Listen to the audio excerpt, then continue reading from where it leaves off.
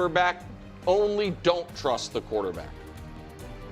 Why can the Bills win? Josh Allen. Why are the Broncos not the best team in football? Bo Nix. Like, the Bills don't have a lot of right now. James Cook's excellent, obviously. It's a little overstatement. Super redeeming qualities, except for they've got a guy at quarterback, even if he's not having his best season, that you feel like can throw the Superman cape on.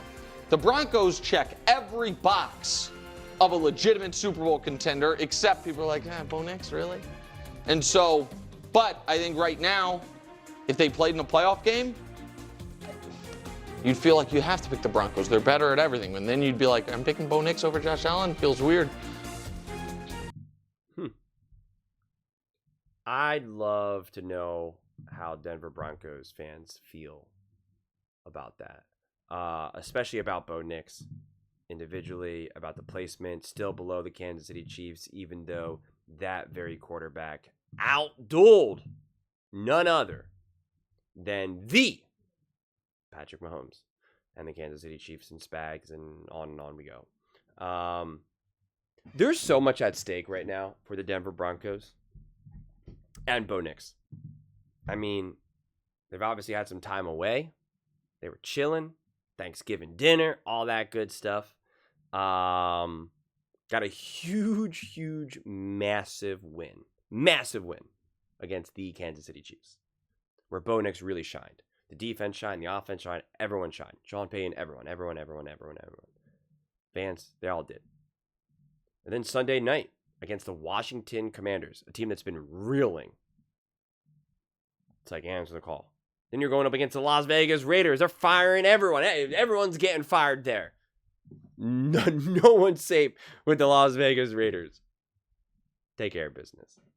And then you come up against now a stretch of like some interesting games. The Packers, great defense, offense for them right now. It'll be interesting to see what they look like by December 14th. The Jacksonville Jaguars, maybe one of the weirdest teams I've ever come across in my entire life.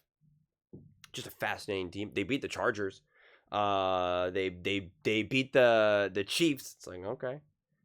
Then you're in Arrowhead. Christmas night, December 25th, against the Kansas City Chiefs, which could end up being massive for the Chiefs. The Broncos should be solidified, at least in the division, depending on where they exactly end up in terms of like first round bye or whatnot. But like the Chiefs could literally be playing for their life. You could literally end their playoff hopes on Christmas. Okay, talk about a game.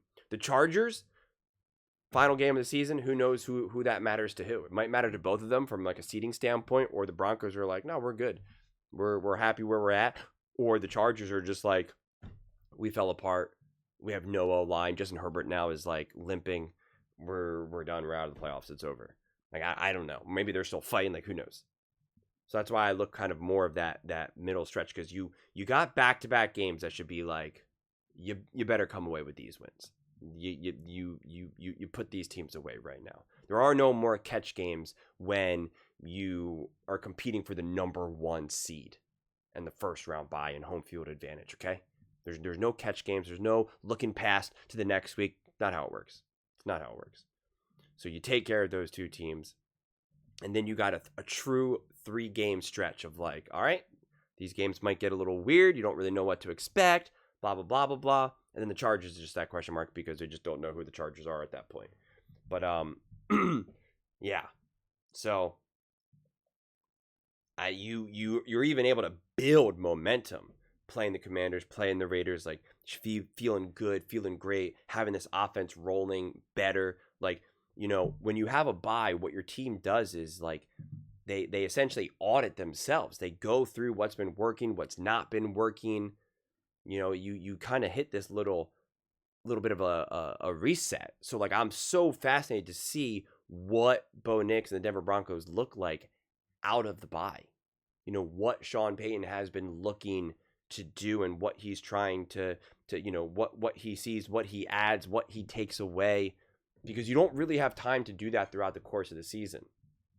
There's just too much going on, and you got to really prepare for the next week. Like, that's the benefit of the bye. You get to just really be like, okay, we get to just look at ourselves right now and just really dive into that. And then you get a layup game into the bye. It's not like you've been like, oh man, we're playing the Chiefs out of the bye or another great team out of the bye. It's like it's all hands on deck. Like that hasn't necessarily been the case. So yeah. I mean, the Broncos have that real chance at getting the number 1 seed and the first round bye and home field advantage. And their schedule is split between some games that it's like, you better win, man. If you don't win, we got some problems. And then you got 3 games where you're just like, yeah, all right, Chiefs rematch. That's a divisional game on the road, Arrowhead. Like, all right. The Jags, like I said, they're the weirdest team ever. I do believe the Broncos are better than the Jags, but like, they're just a weird team. They're just a weird team. And the Packers are tough. They're a tough team. They got a great defense as well. Their offense has been lacking, and so like that could be a rough matchup for them. But like, you know, that's not like it's not an easy game. That should be a tough physical defensive battle, honestly. Yeah.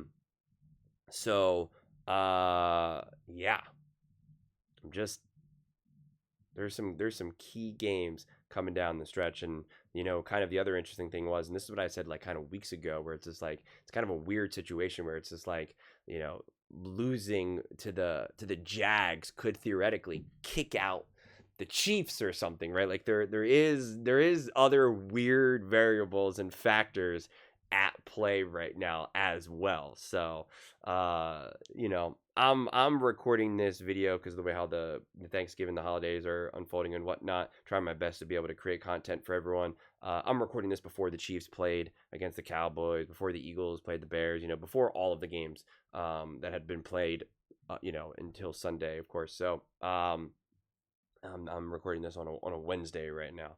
So don't have all the information. I don't know exactly where the Chiefs are standing right now. Maybe they got knocked down a peg. Maybe they went up a peg. And now they're just like, hey, we're right over your shoulder.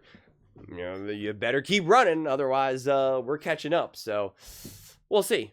We will see. But Nick is definitely double downing on the lack of trust and the faith in Bo Nix. How does Bo Nix answer? Oh, gosh, I am so excited to find out. I really, really am. I am so excited to find out. You got some easy games. You got some legitimately difficult games / tricky games.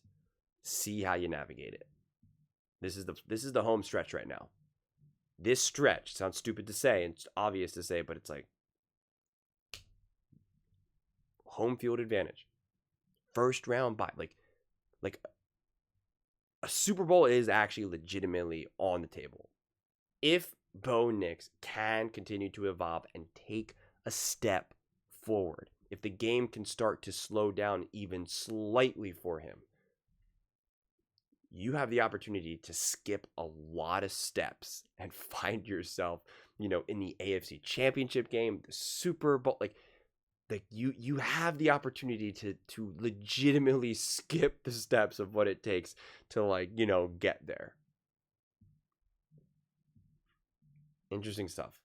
Really, really, really interesting stuff. And it all comes down this home stretch.